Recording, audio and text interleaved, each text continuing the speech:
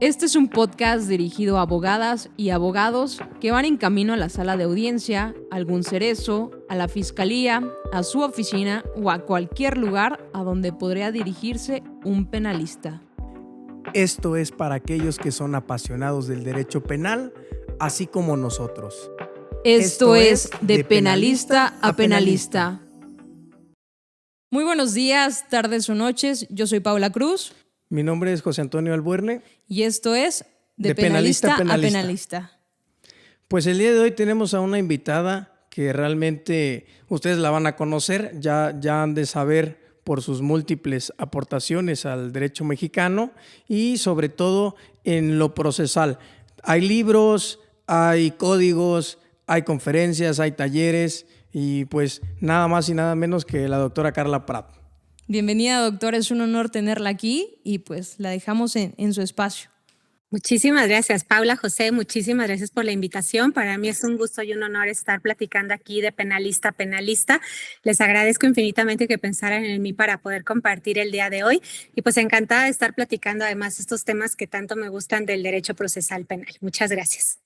Gracias a usted. Y justamente el tema que nos trae hoy es el control de la detención, y es que cuando somos abogados postulantes en materia penal va a ser muy común que nos enfrentemos a este tipo de problemas. Cuando nos toca ser abogados postulantes, pues muchas veces vamos a estar del lado de la defensa, y cuántas veces no nos ha sucedido que nos marcan que han detenido a nuestro cliente en flagrancia, y entonces pues nosotros ya tenemos que comenzar a movernos, a acudir a la fiscalía, a solicitar copias. Sin embargo, el tema aquí importante es cuando el agente del Ministerio Público retiene a nuestro cliente y posteriormente se lo lleva a audiencia de control de la detención. Entonces es interesante saber qué es, cuáles son sus pasos, cómo podemos combatirlo, doctora. Claro que sí. Yo creo que sería importante empezar con un dato que justo daba el Consejo de la Judicatura en materia federal hace unas semanas antes Twitter, que a mí me llamaba muchísimo la atención porque decían, si la memoria no me falla, que aproximadamente el 95% de las audiencias iniciales que se tienen en materia federal son por detención en flagrancia. Y digo este dato porque creo que entonces nos permite entender la enorme importancia de que nosotros como abogados sepamos cómo llevar a cabo un control de detención, porque esto va a ser extremadamente frecuente en la práctica. Ahora, sobre esta pregunta, ¿qué hacer en un control de detención? Déjenme empezar por una explicación muy sencilla para quien no es abogado, porque sé que también los observan estudiantes de derecho o personas que, como bien lo dice, pues simple y sencillamente le detuvieron a su familiar. El control de detención, una vez que la persona es detenida, puesta a disposición sin demora de Ministerio Público, o así debería de ser. Ministerio Público, a la luz del artículo 140, va a decidir si va a poner a esa persona a disposición de Ministerio Público o no.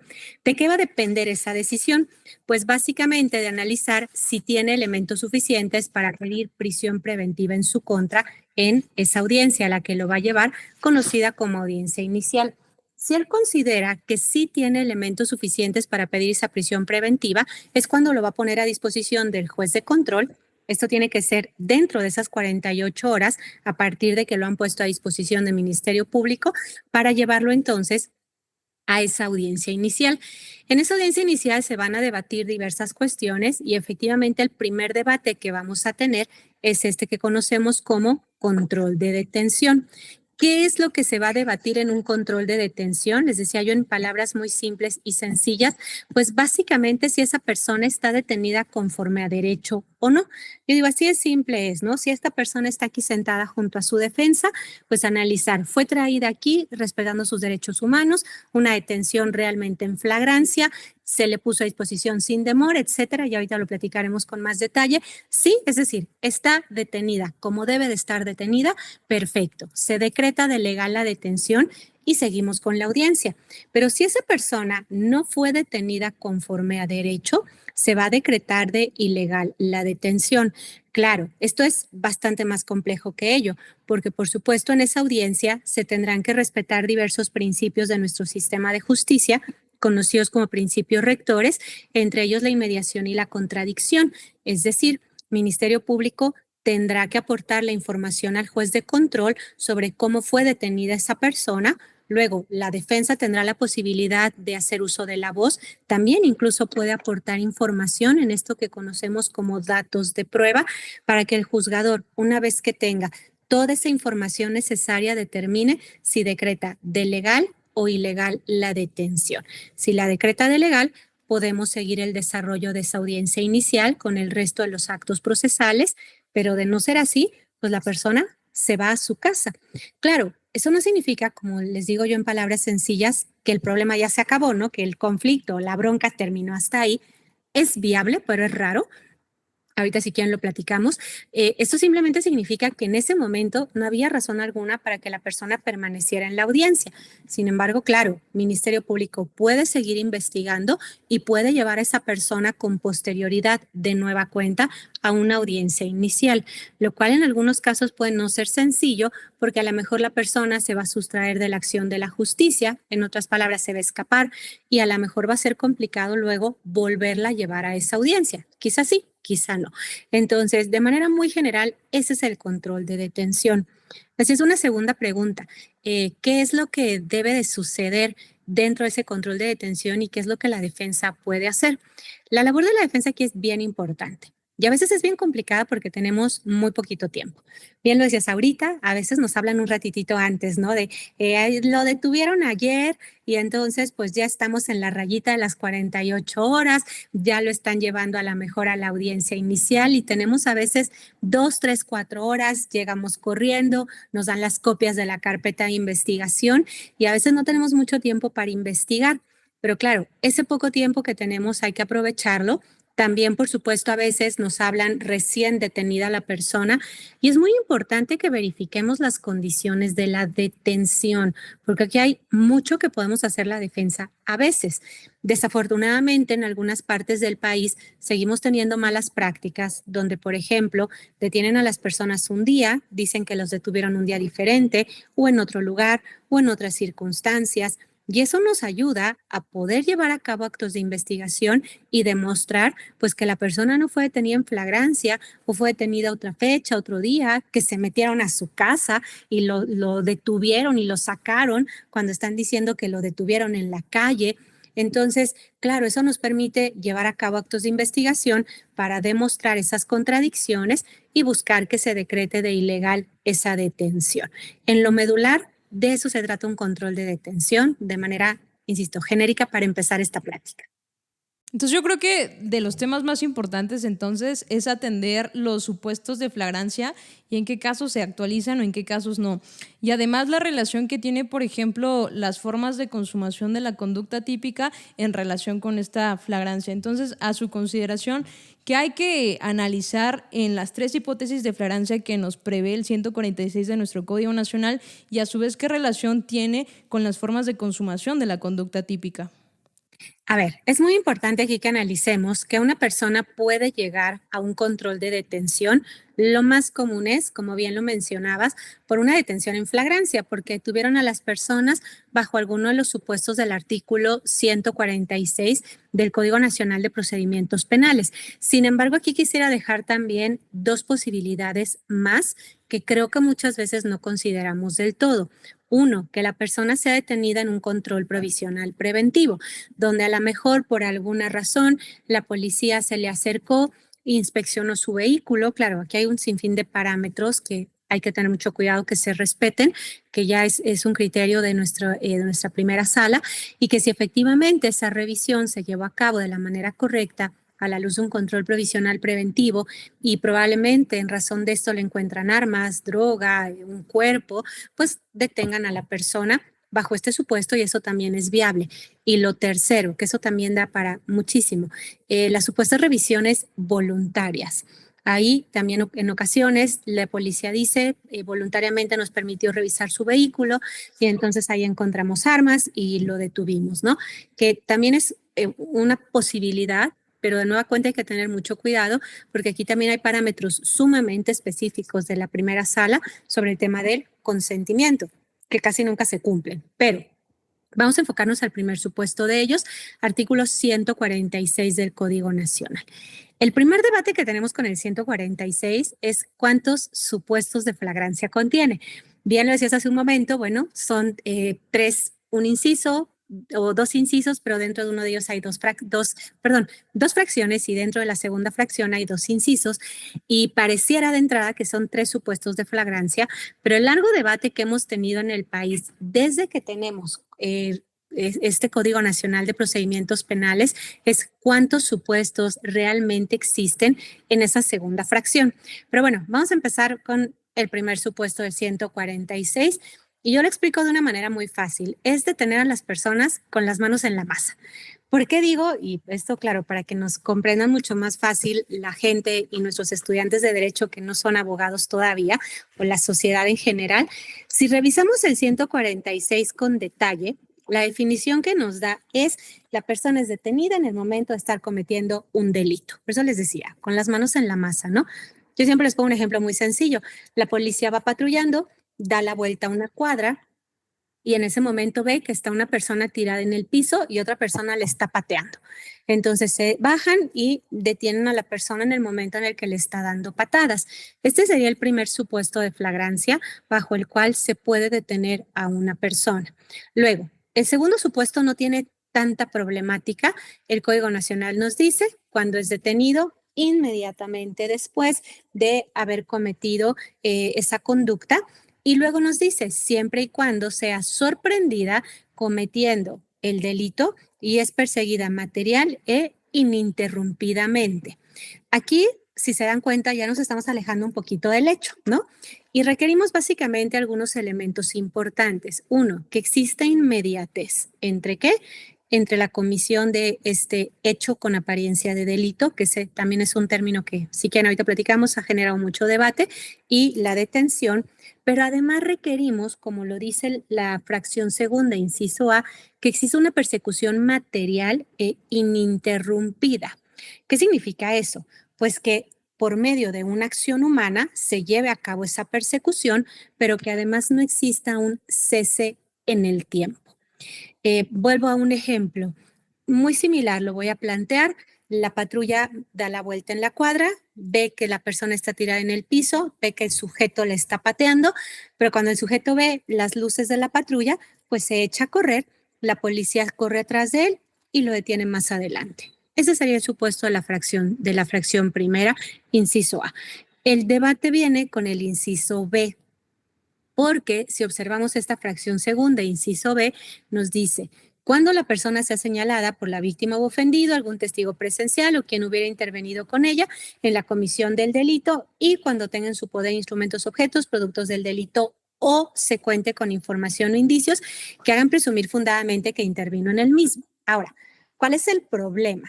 Claro, la leí muy rápido, pero espero que quien nos escuche puedan estar ahí observando su 146 para analizarlo con detalle. La típica pregunta que nos hacemos es ¿cuántos supuestos de flagrancia tiene esta fracción segunda, inciso B? Hay tres criterios. Hay quien dice que es un solo parámetro, no me lo parece, no lo comparto.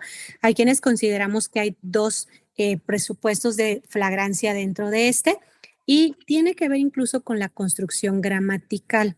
Si analizamos con qué palabra empieza la fracción segunda, inciso B, vamos a ver que empieza con la palabra cuándo.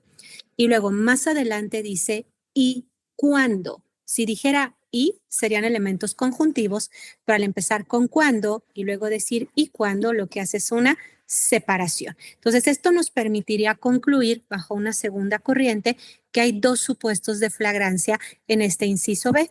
El primero, cuando hay un señalamiento, el señalamiento no lo puede hacer cualquier persona, hay que decirlo, tiene que ser forzosamente como lo establece el código, la víctima o ofendido o algún testigo presencial o quien hubiera intervenido con la persona en el hecho. Pero además debemos de recordar que en el último párrafo tenemos ahí otros requisitos más, donde establece que además de ello, inmediatamente después de haber cometido ese hecho, debe de existir una búsqueda o localización y que esa búsqueda o localización además sea ininterrumpida. Entonces ahí tenemos este tercer supuesto que es conocido como el supuesto del señalamiento. Les pongo un ejemplo también muy sencillo.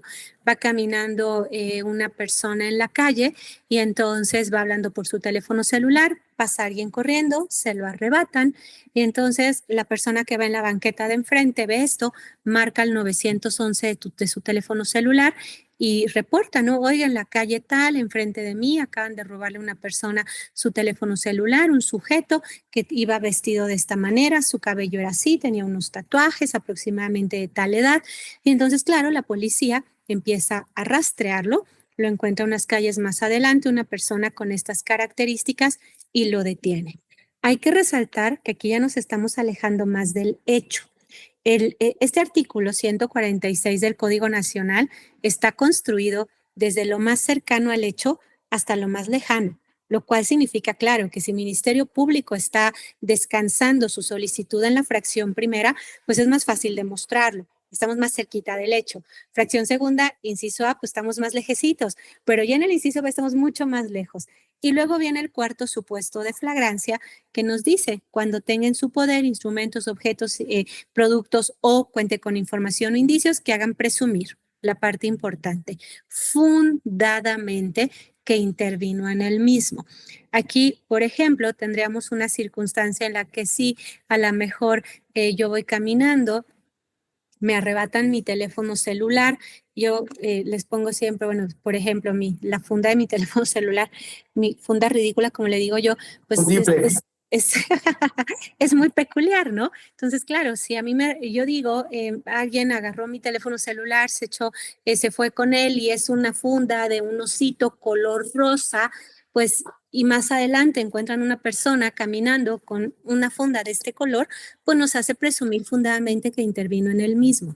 Es muy importante esa parte que nos hizo presumir fundadamente que intervino en el mismo. Porque, por ejemplo, si a mí me arrebataran un billete de 100 pesos y entonces más adelante encuentran, pues estoy en el mercado comprando fruta, me arrebatan el billete y más adelante encuentran a una persona pagando fruta con un billete de 100 pesos, pues eso no nos hace presumir fundadamente que esa persona intervino en el mismo. Entonces, aquí es muy importante esa última parte, porque es la parte que da certeza jurídica de que si yo traigo un objeto parecido o a la mejor información o indicios parecidos, no me vayan a detener en flagrancia solamente por eso. Entonces, estos son los 4 supuestos de flagrancia. Claro, esta fracción segunda inciso B tiene otra forma de interpretarlo, una tercera forma, como lo decía hace ratito. Hay quien considera que hay 2 supuestos, pero el segundo supuesto empieza a partir de donde dice o se cuente con información o indicios. Gramaticalmente no me lo parece, no lo comparto. Es curioso porque aquí no tenemos ningún pronunciamiento de los ministros de cómo se debe de interpretar. La construcción de la norma me parece respetuosamente que no fue la más generosa y eso es lo que permite ahí ese debate. Pero bueno, finalmente esas son las razones por las cuales hoy una persona puede ser detenida en flagrancia conforme a derecho. Doctora, yo le voy a decir maestra, doctora, muchas gracias porque, Carla, realmente, como ustedes han visto, ha sido un desarrollo magnífico porque, como bien lo dice, a través de ejecutorias se ha tratado de aclarar este supuesto, pero seguimos en lo mismo. El mismo texto, la fuente de donde emerge la flagrancia, da lugar a muchas interpretaciones. Quisiera hacerle una pregunta. Es algo muy específico. A su consideración, se debe analizar por parte del defensor y obviamente, proponer por parte del defensor o defensora, se debiera analizar el plazo de la retención en esta audiencia del control de la detención. Sin duda alguna. A ver, creo que aquí incluso a veces es interesante meternos un poquito en la historia de los primeros códigos relativos al sistema acusatorio a lo que llegamos ahora. Cuando empezamos a implementar el sistema acusatorio en México, yo me acuerdo que decíamos, ¿qué se analiza en el control de detención? La flagrancia, punto. Luego fuimos avanzando con estos códigos que se llaman códigos de primera, segunda, tercera y cuarta generación, que no es otra cosa más que los códigos que tuvimos el primer año, el segundo, el tercero. Y para mí ahí quien dio el brinco importante fue el Código de Puebla, porque el Código de Puebla ya en la propia norma establecía que en el control de detención se iban a analizar algunas otras cosas, dibujando el camino del Código Nacional. Yo siempre que hablo de esto les digo que es sumamente importante el artículo 308 del Código, segundo párrafo, porque fíjense lo que nos dice. Ministerio Público deberá justificar las razones de la detención y el juez de control procederá a calificarla. Examinar el cumplimiento del plazo constitucional de retención, ahí está clarísimo, y los requisitos de procedibilidad, ratificándola en caso de encontrarse ajustada a derecho. Ya viene una segunda razón bien importante donde dice ajustada a derecho.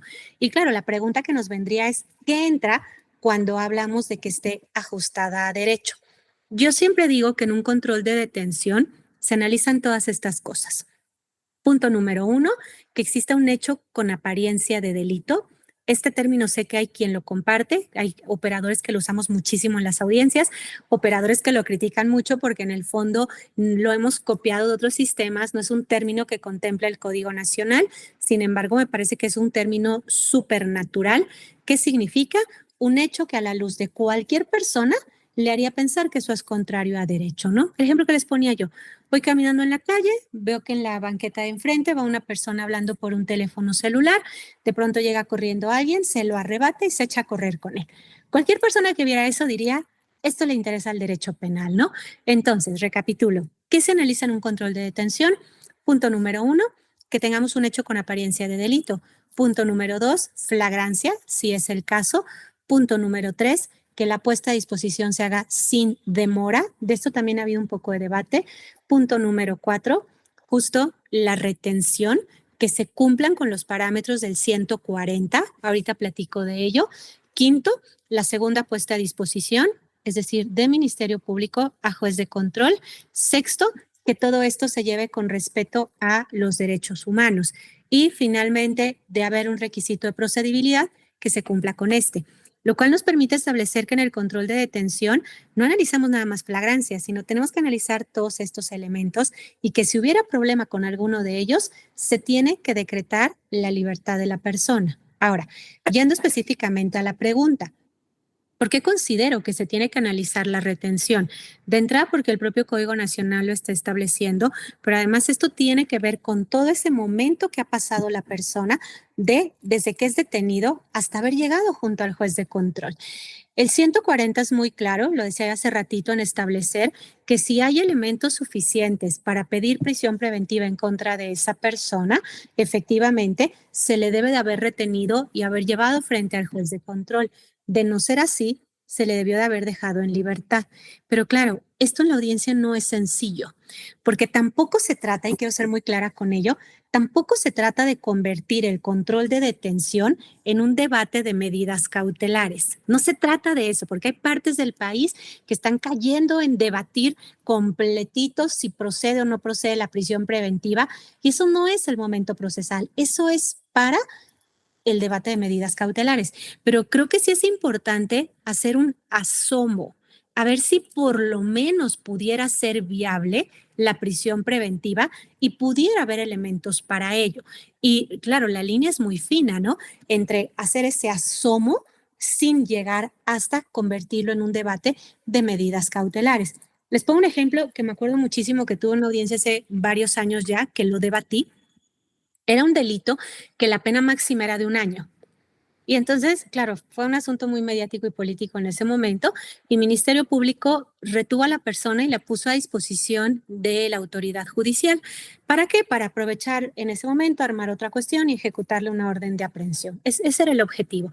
Y yo me acuerdo que justo en el control de detención yo le alegaba eso a la juzgadora. Su señoría, no había elementos para retenerla. Yo le decía, déjeme poner mi peor escenario. Nos vamos a juicio, nos condenan. Aún condenándonos, la pena máxima es de 1 año y la persona no pasaría un día privada de su libertad. Y eso nos demuestra que la prisión preventiva ni siquiera es viable porque sería inmensamente desproporcional ante las circunstancias que nos encontramos. Entonces, se trata de eso, hacer ese análisis, pero insisto, sin llegar al extremo de convertirlo en un debate previo de medidas cautelares.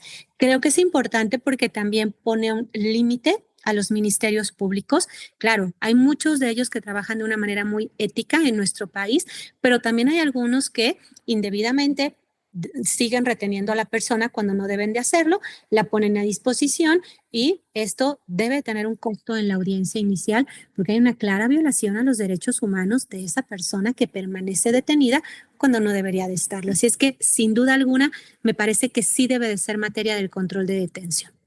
Claro, yo creo que o el problema acá de interpretación sobre el artículo 140 que nos lleva como operadores jurídicos en la audiencia de control de la detención a analizar las medidas cautelares es que justamente este numeral del Código Nacional nos establece que en casos en donde haya sido detenido en flagrancia, pero que no se encuentre en el mal llamado catálogo del 19, segundo párrafo constitucional, que amerite la prisión preventiva oficiosa, que si bien es cierto que sigue siendo debatida y un problema, lo cierto es que hay muchos operadores y sobre todo muchos estados en la República que siguen operando y aplicando esta prisión preventiva oficiosa. Y además nos establece que si no es o no amerita prisión preventiva oficiosa, que el agente del Ministerio Público traiga la intención de solicitar la prisión preventiva de carácter justificado, y es por eso que sobre todo lo malinterpretamos y nos lleva a adelantarnos a la discusión de medidas cautelares cuando es inviable, porque incluso el artículo 154 del Código Nacional nos dice que para la discusión de medidas cautelares pues tendríamos ya que estar en la audiencia inicial. O sea, en el término constitucional, antes de terminar o suspenderla, por así decirlo, o ya una vez que fue vinculado a proceso, se alegan el tema de las medidas cautelares. Ahora bien, doctora, yo tengo una pregunta para usted. Como bien sabemos, el plazo para la retención es hasta de 48 horas. Pero hay mucha confusión porque muchos pensamos que las 48 horas es hasta que el imputado está en presencia del juez, o sea, está enfrente del juez entrando en esa audiencia, sala, ¿no? está cara a cara, que en ese momento ya son las 48 horas. Y otros operadores establecen, no, 48 horas para que la gente del Ministerio Público le solicite al juez de control, pues, audiencia. Y también viene una segunda pregunta, porque también es un tema a discutir. Supongamos que las 48 horas es hasta la solicitud de la audiencia de control de la detención y pasan, por ejemplo, 5 horas para que se lleve esta audiencia. Estas 5 horas tendrán que restarse al término constitucional, que puede ser las 72 horas o su duplicidad, o cómo opera. Sí, a ver, aquí vamos con la primera pregunta. Primero tenemos 48 horas. Esas 48 horas deben de contar a partir de que la policía pone a disposición a la persona de Ministerio Público. En cuanto le ponen a disposición al Ministerio Público, empiezan a correr sus 48 horas. Quiero resaltar que la puesta a disposición tiene que ser formal y material. Y lo resalto porque en algunas partes del país, justo para evitar luego estos debates en el control de detención de lo pusiste a disposición con demora, ponen a disposición formalmente, pero materialmente no. Dejen explicarlo en otras palabras. Los ponen a disposición por teléfono, pero la persona no se la ponen a disposición del Ministerio Público y la andan trayendo, Dios sabrá por dónde, ¿no? No digo que pase en todo el país, pero cuidado porque es práctica de ciertas partes del país y de entrada esto es riesgosísimo para el Ministerio Público. Me acuerdo alguna ocasión que capacitaba justo puros ministerios públicos y me platicaban de esta práctica que estaban siguiendo en algunas partes. Les decía yo, a ver, déjenme hacerla de mala por un momento, ¿no? ¿Y qué sucede si se los pone a disposición a las 5 de la tarde vía telefónica y a las 10 de la noche que se los ponen a disposición físicamente, llega muerto, ¿no? O se los pone a disposición todo torturado. Ya, ay, no le hagan, no nos diga eso. Bueno, es que puede pasar y ya pasó en alguna parte del país también. ¿Por qué? Porque evidentemente la puesta a disposición es formal y material. Yo no te puedo decir, te lo pongo a disposición a las 5 de la tarde y ponértelo a disposición a las 12 de la noche. Entonces, esas 48 horas deben de ser a partir de la puesta a disposición, que insisto, debe de ser formal y material. Entonces, a partir de que se le pone a disposición del Ministerio Público, lo primero que tiene que hacer el Ministerio Público es el calificar la legalidad de la detención. Si la detención está conforme a derecho, ahora tiene que pensar si lo va a retener o no. Si no está detenido conforme a derecho, él tendrá que decretar la inmediata libertad. Ahora, si sí está detenido conforme a derecho, es muy importante que ahí se apoye con sus policías.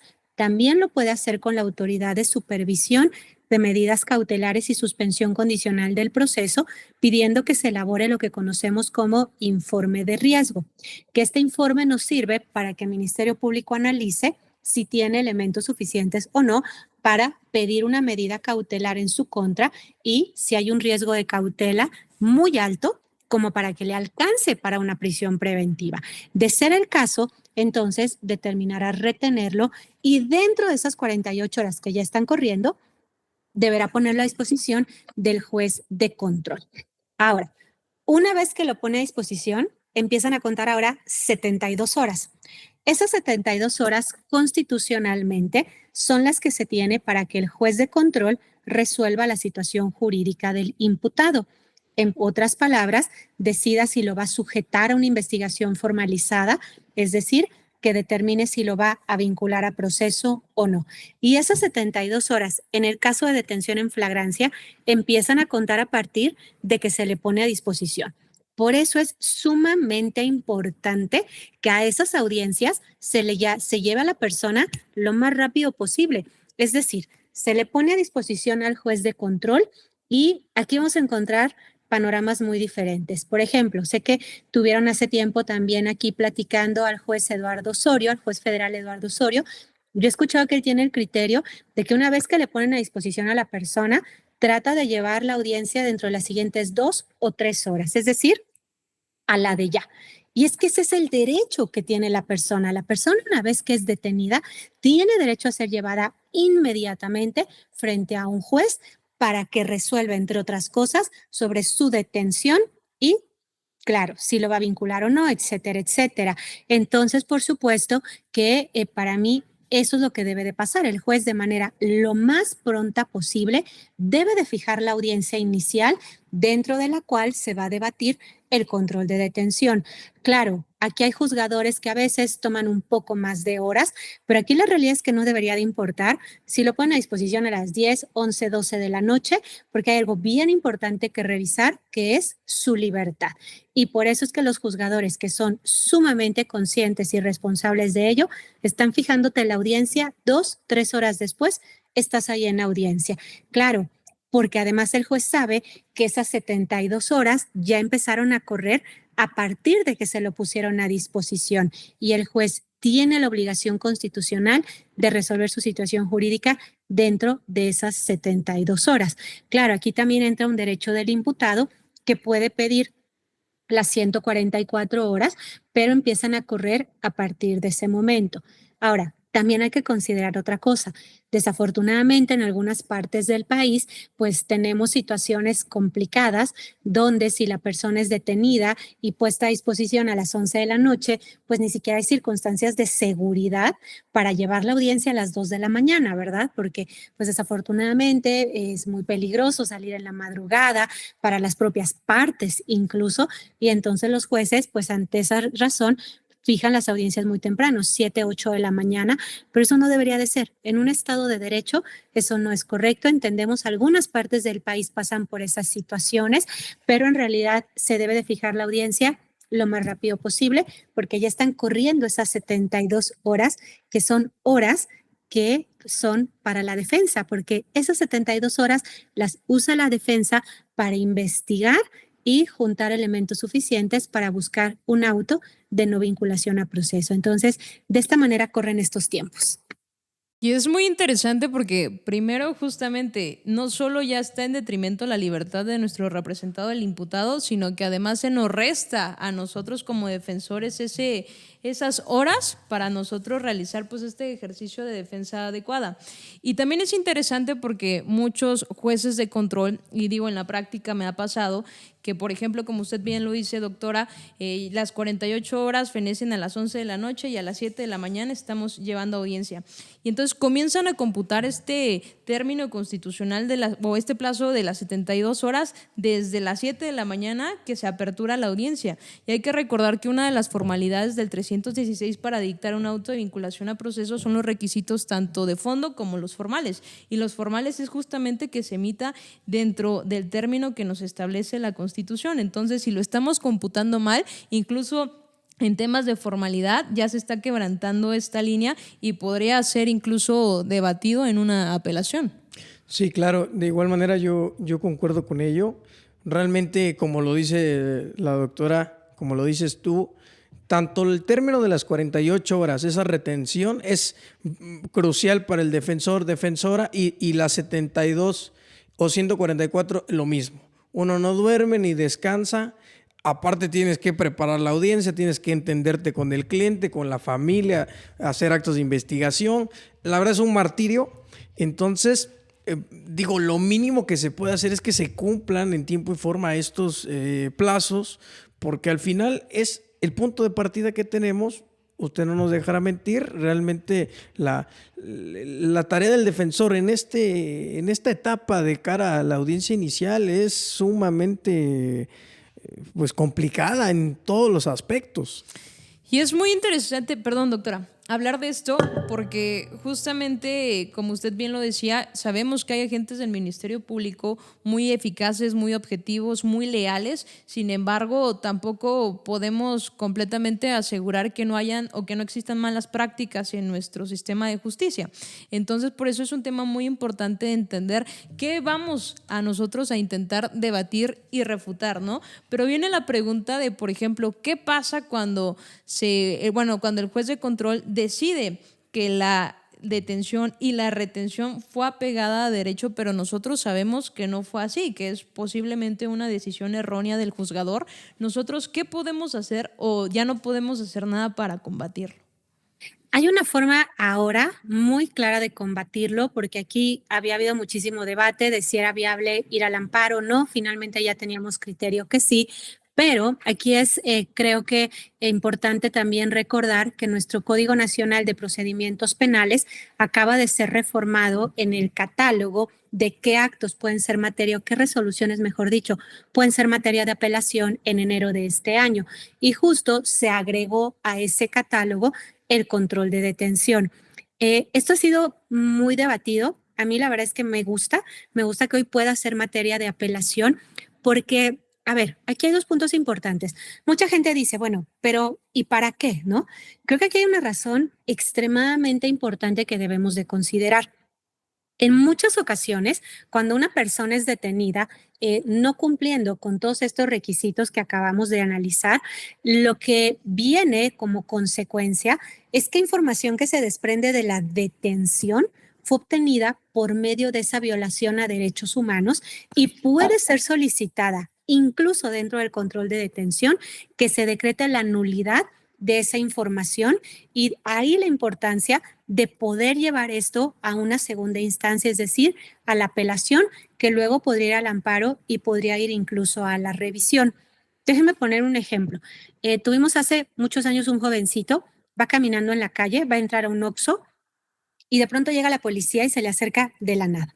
Le empieza a hacer preguntas. Es muy interesante porque el propio IPH dice, le empezamos a hacer preguntas, él nos contestó toda la información, cooperó con nosotros, nos dijo información que era lógica, consistente, y entonces procedimos a revisarle sus ropas.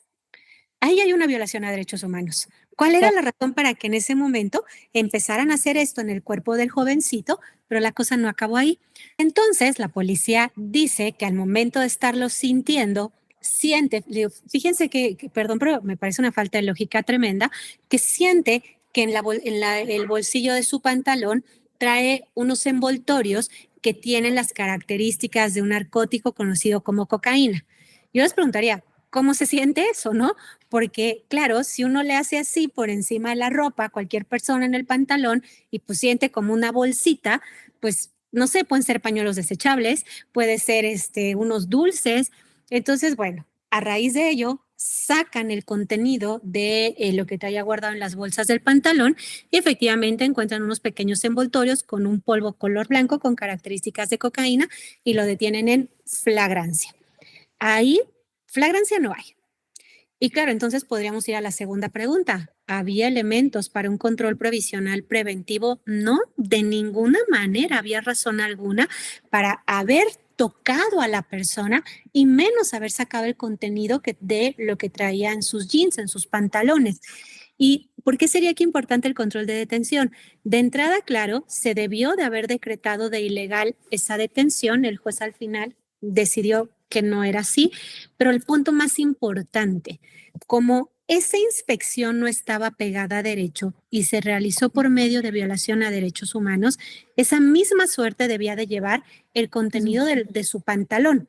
Y por lo tanto, eso nos permite que dentro del propio control de detención, siguiendo los parámetros del artículo 97 de nulidad, se pudiera pedir que se decretara la nulidad de esa inspección y del contenido del pantalón. Claro, si eso no pasa en el control de detención, hoy afortunadamente para eso tenemos la apelación contra el control de detención. Así es que esa es la figura viable que tendríamos para que sea analizado. Pues muchas gracias por esa explicación, porque al final de cuentas creo que nuestro sistema va avanzando en torno a la construcción en el código, como dice, que ya esté especificado. Si podemos ir a la apelación, nos quita de dudas de ir al amparo y que nos nieguen, ir a la revisión, nada más para que nos admitan el amparo. Es decir, es un recorrido largo. A mí me gustaría igual hacer una pregunta. En su experiencia, ¿cuáles han sido los efectos del control de la detención en cuanto a la resolución de los jueces? ¿Y a qué me refiero? Muchas veces uno hace valer ciertas violaciones por parte de los elementos de seguridad pública y el juez, a mí en mi experiencia me ha dicho, bueno, si bien hubo violaciones, solo voy a dar vista para que se inicien procedimientos administrativos o carpeta de investigación, pero ante la duda legal, el control de la detención se torna legal. Y digo, lo que dice usted se contrapone a este tipo de criterios, porque en un Estado democrático de derecho creo que no nos podemos permitir solapar estas actuaciones. Entonces, en ese sentido es la pregunta. La verdad es que he tenido experiencias en ambos sentidos, algunos juzgadores, tanto locales como federales, que mis respetos resuelven conforme a derecho. He tenido varias experiencias bastante interesantes donde se decretaron de ilegal las detenciones por violaciones a derechos humanos, por puesta a disposición con demora, por falta de inmediatez, por ejemplo, por esto vinculado incluso en algunos casos con el Registro Nacional de Detenciones. Pero también desafortunadamente he tenido algunas experiencias donde, como usted bien lo dice, tuvimos una que nunca voy a olvidar, de una persona, dos personas que detienen en un poblado por un tema de un robo, una casa. Detienen a dos personas donde no había flagrancia además y los están señalando de haberse robado una pantalla, una computadora y varias cosas más de una casa. Luego, los detienen sin que haya flagrancia, ¿no? Y entonces los empiezan a presionar para que digan dónde estaban los objetos. Y los objetos estaban en otro poblado. Entonces suben papá e hijo a la patrulla para llevarlos a otro poblado y presionarlos a que ingresen al domicilio donde están los objetos. En el camino se dan cuenta que el jovencito es adolescente. Y yo creo que dijeron, esto va a haber problema. Entonces se regresan al poblado 1 a dejar al adolescente y llevan entonces al papá a una casa donde él refiere que había algunas de las cosas robadas y entonces lo llevan hasta allá para sacar las cosas, luego faltaban otras cosas, entonces lo llevan a otro lugar. Para no hacerle la historia larga, más allá de que no había flagrancia, lo pusieron a disposición 11 horas después. Y más allá de que no había flagrancia, se demostró todo esto en la audiencia y la juzgadora decretó legal la detención. Dijo, bueno, pues quizás se demora, quizá haya demora, pero eso no es parte del control de detención. Entonces, claro, la realidad es que hoy en México tenemos muy buenos operadores del sistema de justicia en algunos casos, y aquí quiero englobar a todos porque tenemos algunos jueces fabulosos, ministerios públicos, defensores, asesores jurídicos, pero también, claro, tenemos algunos que desafortunadamente no cumplen con vigilar por el respeto a los derechos humanos. Y es muy importante que ahí se haga ese llamado de la enorme importancia de que tengamos jueces, uno, debidamente capacitados, pero también que resuelvan conforme a derecho. Porque creo que una queja que muchas veces tenemos los abogados es que los jueces suplen alguna de las partes, suplen las deficiencias del Ministerio Público o de la defensa o de la asesoría jurídica, porque siguen teniendo este sentimiento de que la justicia les toca a ellos. Y esto no es así.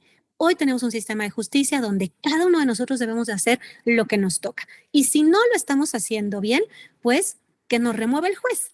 porque somos una defensa no adecuada o una asesoría jurídica no adecuada, pero no que supla la labor de una de las partes, porque entonces tenemos un juez y parte y se convierte en una figura parcial, falta de objetividad, y ahí es donde nuestro sistema de justicia inclina la balanza a algún lado, y eso es lo que no debe de suceder. Necesitamos juzgadores que cumplan con ese respeto a los derechos humanos.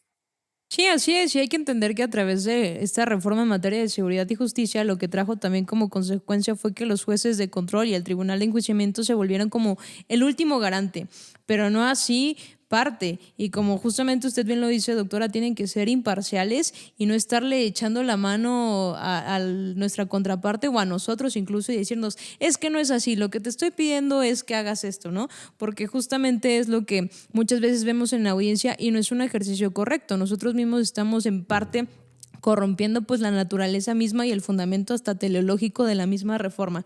Pero pues la verdad fue un conversatorio padrísimo, fue como una clase, casi. Entonces le agradecemos mucho la atención y yo creo que va a ser de suma utilidad para todos los operadores del sistema que vayan a ver este episodio y sobre todo pues también incentivarlos a que seamos rigurosos, a que justamente como usted hace rato estaba hablando del tema del niño o adolescente donde lo revisaron, pues que nos adentremos al estudio de los controles preventivos provisionales, analizar los niveles de contacto, los grados de intensidad. ¿Por qué? Porque si vamos a ser defensores requiere justamente que seamos o que ejerzamos una defensa adecuada y es justamente ser técnicos, estudiar para llegar a pues defender los derechos de nuestro representado. Pero pues le agradecemos en serio mucho que nos haya compartido, nos haya acompañado hoy y pues no queda más que reiterarle de nueva cuenta nuestra gratitud. Sí, muchas gracias porque digo, ustedes no lo saben, estuvimos en pláticas, por las ocupaciones de la doctora fue un poquito complicado ponernos de acuerdo porque al final es la vida del penalista, de la penalista que salen cosas de improviso, pero bueno, afortunadamente pudimos grabar esto, estamos sumamente agradecidos por su presencia, por todo lo que nos viene a compartir, nos llevamos muchas cosas positivas y bueno, ya estamos a escasos minutos de lo que resta del programa. No sé si quiera darnos algún mensaje final. Nos reiteramos agradecidos que haya estado aquí en este espacio. Y también, si no sabían, la doctora Carla fue nuestra maestra en la maestría. Fuimos sus alumnos y bueno, seguimos aprendiendo. Muchísimas gracias. Agradecerles inmensamente que me permitieran este espacio compartir de penalista a penalista. Es un gusto poder platicar además de algo tan importante como si una persona está detenida conforme a derecho o no y las consecuencias de ello. Y les dejo mis redes sociales. Estoy en TikTok como Carla Prat 5, en Facebook, que soy muy facebookera, como Carla Prat. Y pues ahí también a veces platico algunos temas jurídicos. Agradecerles inmensamente la invitación y es un gusto saludarlos de nueva cuenta. Muchas gracias por permitirme estar en De Penalista a Penalista. Y por cierto, muy recomendable el Código Nacional de Procedimientos Penales con jurisprudencia. Yo tengo las dos versiones, el que era azul con negro y justamente el actual. Y no es por comercial ni por aquí, como decimos, echar la barba, simplemente yo me lo llevo a las audiencias y no saben qué fácil lo hace cuando nosotros estamos analizando un artículo y justamente vienen abajito las tesis y jurisprudencias aplicables que resultan necesarias en el ámbito práctico para hacerlas valer. Entonces realmente pues le agradezco mucho su labor que hizo y pues reitero que es un código nacional de mucha utilidad y ojalá puedan adquirirlo, doctora. Muchísimas gracias. Y ya aprovechando el comercial, espero que pronto esté ya el nuevo libro por ahí también publicado. Ya les estaré por ahí comentando. Y pues muchísimas gracias por todo. Ha sido un gusto poder compartir. El gusto ha sido nuestro. Esto es De penalista a penalista. Nos vemos en la próxima.